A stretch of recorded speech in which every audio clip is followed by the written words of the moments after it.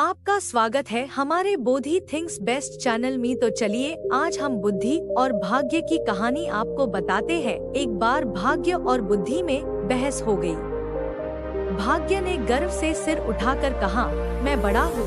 बुद्धि बोली, नहीं, मैं बड़ी हूँ। बहस बहुत देर तक चलती रही। अंत में दोनों ने निर्णय किया कि बहस से समस्या का हल नहीं होगा, इसके लिए कुछ करके दिखाना चाहिए। तभी उन्हें खेत में काम करता एक किसान दिखाई दिया। बुद्धि ने भाग्य से कहा, तुम अगर इसे राजा बना दो तो मैं हार मान लूंगा। भाग्य ने कहा, ठीक है, मैं इसे अभी राजा बनाता हूँ। भाग्य किसान के पास पहुँचा तो उसके खेत में खड़े गेहूं का खेत मोतियों से भर गया। किसान ने फसल में से धान तोड़कर देखा तो उसमें मोती निकले। उसने दूसरी बार धान तोड़ा तो उसमें भी मोती निकले। उसने मोती कभी देखे न थे। सोचा ये कंकड़ है। वह सिर पकड़कर बैठ गया और बोला, है भगवान, यह क्या हो गया? इन कंकड़ों का क्या करूं? साल भर की मेहनत व्यर्थ चली गई। वह खेत के किनारे बैठकर अपने भाग्य को कोसने लगा। तभी उस देश का राजा अपने मंत्री के साथ उधर से गुजरा। उसने किसान को रोते देखा तो रुक गया। उसने किसान से रोने का कारण पूछा। किसान ने राजा को सब कुछ बता दिया। राजा ने खेत में घुसकर देखा तो यह देखकर आश्चर्य में पड़ गया कि उस खेत में मोती उगे हुए थे।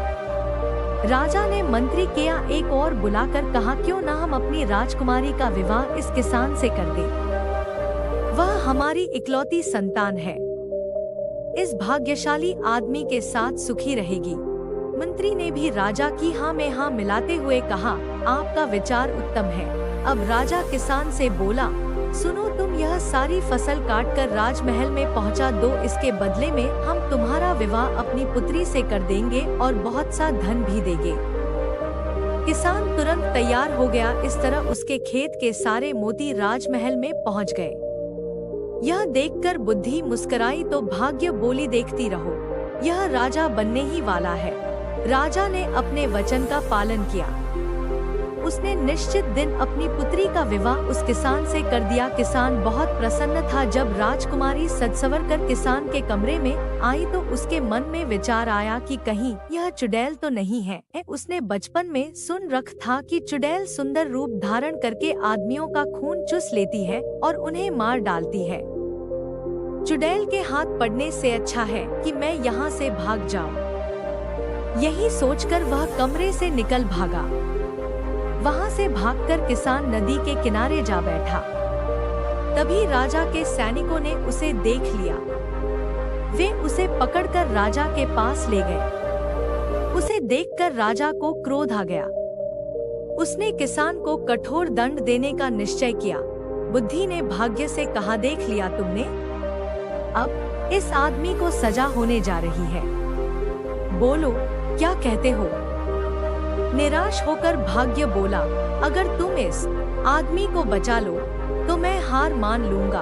बुद्धि ने हंसकर कहा, तो ठीक है, अब मेरा कमाल देखो। मैं चली उसके पास। जैसे ही बुद्धि किसान के पास आई, वह बोला, राजन, आप मेरे ससुर हैं। क्या मैं आपसे पूछ सकता हूँ कि मुझे क्यों लाया गया है? राजा बोला, तुमने मेरी पुत्री का तिरस्कार करके मेरा घोर अपमान किया है। इसका तुम्हें दंड दिया जाएगा। तब किसान बोला, राजन, जब आपकी पुत्री कमरे में आई तभी नदी की ओर से बचाओ बचाओ चिल्लाने की आवाज मेरे कानों में पड़ी। मैं अपने आप को रोक न सका और उस आदमी को बचाने नदी पर चला गया था। अगर यह मेरा दोष है तो आप मुझे अवश्य दंड दें। किसान की बात सुनकर राजा बहुत प्रसन्न हुआ और गले से लगा लिया। वह बोला, हमारे बाद तुम ही इस देश के राजा बनोगे। तब बुद्धि ने मुस्कुराकर भाग्य की ओर देखा। भाग्य ने हंसकर कहा, मैं अपनी हार मानता हूँ। तुम वास्तव में मुझसे बड़ी हो।